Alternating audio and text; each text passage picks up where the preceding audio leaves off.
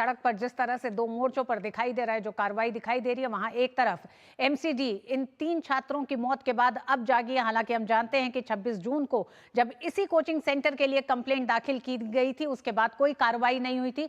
अब तक शायद 13 ऐसे इंस्टीट्यूट हैं जिनको सील किया गया है। साथ ही साथ वहीं दूसरी तरफ भारतीय जनता पार्टी अपना विरोध प्रदर्शन कर रही है। एमसीटी की एक बड़ी बैठक 3 बजे होनी है। तो इन तमाम चीजों पर अपडेट लेने के लिए हमारे साथ 2 साथी संवाददाता हमारे जुड़ रहे हैं। विशाल बेरिस्टो राजेंद्र नगर से हमारे साथ जुड़ रहे हैं, गिरीश निशाना आईटीओ से हमारे साथ जुड़ रहे हैं। सबसे पहले विशाल, आपके पास आएंगे, जानना चाहेंगे कि इस समय विरोध प्रदर्शन किस तरह से चल रहा है और जो लगातार लोगों की मांग है, क्योंकि एमसीडी और दिल्ली सरकार की लापरवाही इससे सबसे ज्यादा जाहिर होती है कि ठीक इसी इंस्टीट्यूट की कंप्लेंट 26 जून को एक करोलबाग के निवासी ने डाली थी, जिस पर 22 जुलाई तक कोई किसी तरह की कोई कार्रवाई नहीं होती और 27 को इतनी बड़ी दुर्घटना होती है। ऋतु, देखिए, सबसे पहले मैं आपको ये बताना चाहूँगा कि अभी यहाँ पर एलजी पहुँचने वाले हैं। मैं कैमरामैन से कहूँगा आपको दिखाएं ऊपर करके बैरिकेड्स के ऊपर, और यहाँ पर लेफ्टिनेंट गवर्नर पहुँचने वाले हैं जो स्टूडेंट्स के एक डेलीगेशन से वो मुखातिब होंगे। यहाँ पर 3 जेसीबी तैनात की गई है, थोड़ी सी कार्रवाई भी हुई है।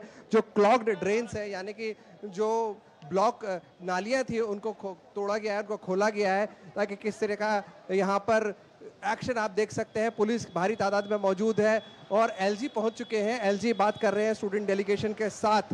यहाँ पर जो स्टूडेंट्स हैं वो ये डिमांड कर रहे हैं कि सबसे पहले पुलिस ये बताए कि 3 से ज़्यादा लोग मरे, ऐसा इनका आरोप है, और उनके नाम साझा किए जाएं।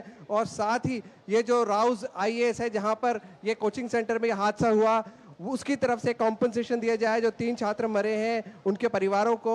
और वो ये डिमांड कर रहे हैं कि स्ट्रिक्ट एक्शन लिया जाए। क्यों इस तरह की कार्रवाई हुई है, वो किसी भी तरह के सरकार को पूरी तरह से जिम्मेदार ठहरा रहे हैं, दिल्ली सरकार को। और उनका ये कहना है कि दिल्ली सरकार की वजह से ये सब हुआ है, और वो एमसीडी को भी जिम्मेदार ठहरा रहे हैं।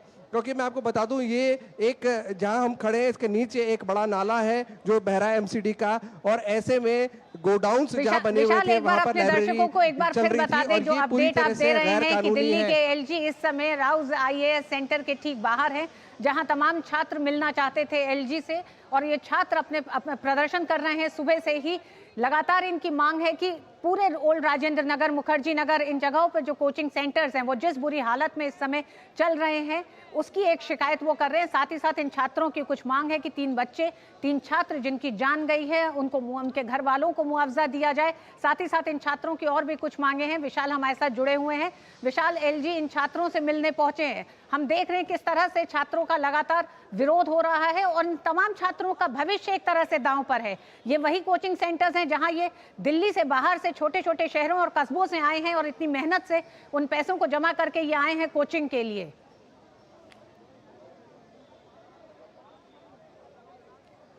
देखिए ऋतु, जो स्टूडेंट्स हैं यहाँ पर, उनके सामने एक बहुत बड़ी समस्या खड़ी हो गई है, क्योंकि सितंबर में होने वाले हैं यूपीएससी के मेंस एग्जाम। इसमें ऐसे बहुत से बच्चे हैं जो अदर स्टेट से आए हैं, और मुझे बताया गया है करीब 25,000 स्टूडेंट्स आसपास के इलाकों के अंदर रहते हैं। और उनकी समस्या ये है कि सबसे पहले तो वो आकर यहाँ पर जो ये इंस्टीट्यूट्स चल रहे हैं, यहाँ पर 2-2 लाख रुपए वो उसकी कोचिंग फीस देते हैं। इसके अलावा 2-2 महीने का किराया उनको देना पड़ता है और सिक्योरिटी देनी पड़ती है। इसके अलावा जो मिडलमैन हैं उनको भी देना पड़ता है पैसा। तो करीब 1 लाख रुपए उनका यहाँ रहने और खाने के लिए खर्च होता है। और उसके अलावा यहाँ जो कोचिंग इंस्टीट्यूट चल रहे हैं वो अपनी मनमानी करते हैं, वो अपनी मनमानी फीस वसूलते हैं, लेकिन उनकी सुरक्षा की कोई गारंटी नहीं है। ये एक कोई बड़ा सैलाब नहीं आया है, बारिश थी जिसकी वजह से जो सूएज का पानी है वो बेसमेंट में चला गया, जहाँ पर लाइब्रेरी चल रही थी। आप लाइब्रेरी चला ही नहीं सकते बेसमेंट के अंदर, क्योंकि वहां पर गोडाउन के लिए आपको परमिशन दी गई है।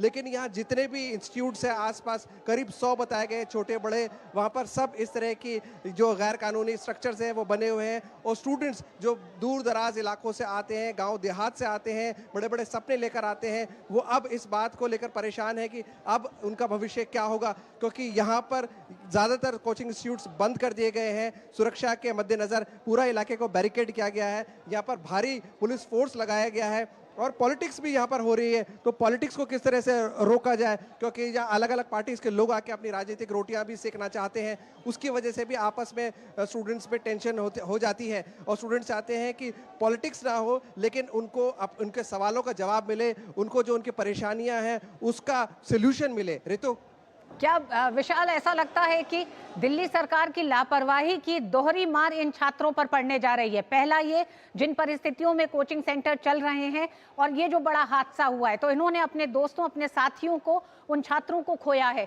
दूसरी तरफ अब जिस तरह से त्वरित कार्रवाई में जी, बिल्कुल ठीक दिल्ली कहा सरकार ने आपने, और 13 students कोचिंग को काफी सेंटर बंद कर नाराजगी दिया, है, उन खास तौर हजारों छात्रों के भविष्य के लेकर कौन चिंतित होगा? रितु, बिल्कुल ठीक कहा आपने। स्टूडेंट्स में काफ़ी नाराज़गी है दिल्ली सरकार को लेकर, क्योंकि एमसीडी और दिल्ली गवर्नमेंट दोनों आम आदमी पार्टी के ज़िम्मे हैं और उनकी तरफ से अभी तक कोई लीडर यहाँ पर नहीं पहुँचा है। ना उन्होंने स्टूडेंट्स को एड्रेस किया है, ना ही इस इतने बड़े इंसिडेंट की एक्सीडेंट की उन्होंने जिम्मेदारी ली है। और इस बात पर स्टूडेंट्स में खासी नाराज़गी है कि जो गवर्नमेंट है उसकी क्या रिस्पॉन्सिबिलिटी है। अगर आप चुन के भेजे जाते हैं, बार बार आपको दिल्ली से चुन के भेजा जाता है, तो आपकी क्या रिस्पॉन्सिबिलिटी है? कैसे ये इलीगल स्ट्रक्चर्स यहाँ पर खड़े हो गए, कैसे यहाँ पर इलीगली कोचिंग सेंटर्स को काम करने दिया गया, क्योंकि यहाँ पर कोई फायर सेफ्टी के इंतजाम नहीं है। हमें ये भी बताया गया है कि जो भी लाइब्रेरीज हैं वहाँ पर सीसीटीवी कैमरास लगे होते हैं, लेकिन ये जो राउज इंस्टीट्यूट है जहाँ पर ये हादसा हुआ, अभी तक उसकी तरफ से कोई भी सीसीटीवी का फुटेज जो है वो शेयर नहीं किया गया, जिससे ये पता चले कि कितने लोग मरे हैं। क्योंकि इनका ये आरोप है कि 3 से ज़्यादा बच्चे मरे हो सकते हैं, क्योंकि यहाँ पर 10 एम्बुलेंसेज थी और 10 एम्बुलेंसेज के अंदर बॉडी गई है, ऐसे कुछ स्टूडेंट्स ने हमें यहाँ पर बताया है। तो एक बहुत अजीब सा यहाँ पर माहौल है। मौसम भी बहुत यहाँ पर हॉट एंड ह्यूमिड हो रहा है, बावजूद इसके बच्चे अड़े हुए हैं और वो अपनी डिमांड सिर्फ यही रख रहे हैं कि जो दोषी है उनके खिलाफ कार्रवाई हो। आम आदमी पार्टी की सरकार है, वो इस मामले में जिम्मेदारी ले और उसके साथ ही compensation on behalf of the institution और सरकार की तरफ से, दिल्ली सरकार की तरफ से जो बच्चे इस एक्सीडेंट में चले गए उनके परिवारों को दिया जाए। जी विशाल, आप हमारे साथ बने रहिए। एक बार रुक करेंगे हम सीधे आईटीओ का भी। गिरीश निशाना हमारे साथ बने हुए हैं। गिरीश, इस समय भारतीय जनता पार्टी भी आईटीओ पर प्रोटेस्ट कर रही है, लगातार प्रदर्शन जारी है और कहना है साफ भारतीय जनता पार्टी का कि 3 छात्रों की मौत एमसीडी और दिल्ली सरकार की लापरवाही का नतीजा है।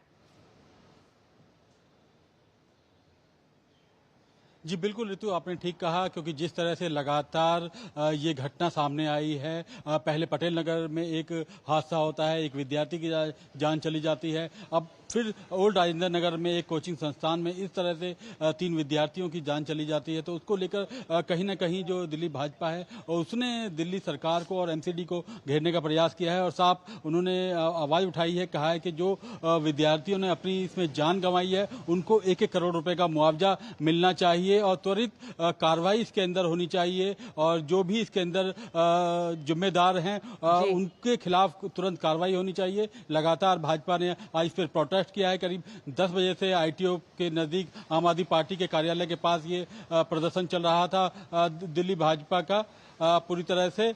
तो आप कहीं ना कहीं देख सकते हैं कि कितनी पूरी तरह से दिल्ली भाजपा जो है वो संजीदा दिखाई दे रही है इस मामले को लेकर, क्योंकि जिस तरह से दिल्ली भाजपा ने ये आवाज उठाई है लगातार। कल की अगर बात की जाए तो कल भी बांसुरी स्वराज और वीरेंद्र सचदेवा जो दिल्ली प्रदेश अध्यक्ष हैं, भारतीय जनता पार्टी दिल्ली सरकार को जिम्मेदार ठहरा रही है। सड़क से लेकर संसद तक भारतीय जनता पार्टी लगातार दिल्ली सरकार से इस हादसे से जुड़े तमाम सवालों के जवाब मांग रही है। और ये दृश्य आप देख रहे हैं इस समय ओल्ड राजेंद्र नगर में राउज कोचिंग सेंटर, जहां पे यह हादसा हुआ है, ठीक वहीं पर दिल्ली के एलजी इस समय मौजूद हैं। वहां जो छात्रों का एक संगठन है वो मिलना चाह रहा था। ये छात्र इकट्ठा हुए हैं, इसी कोचिंग सेंटर के ये छात्र हैं जो बात करना चाहते थे एलजी से।